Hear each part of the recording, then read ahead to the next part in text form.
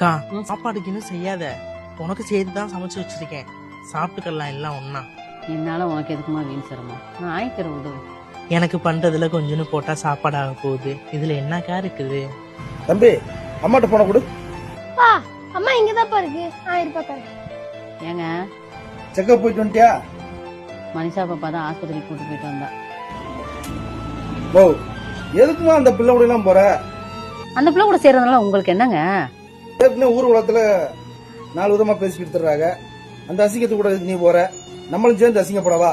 எனக்கு ஆபரேஷனுக்கு ரத்தம் இல்லாம எத்தனை சொந்த பந்தத்தை கேட்டீங்க, யார் ரத்தம் கொடுத்தா? மனிஷா பாப்பா தாங்க ரத்தம் கொடுத்தா. ஏங்க ஊரே ஒதுக்குதுன்னு நம்மளும் ஒதுக்கணும்.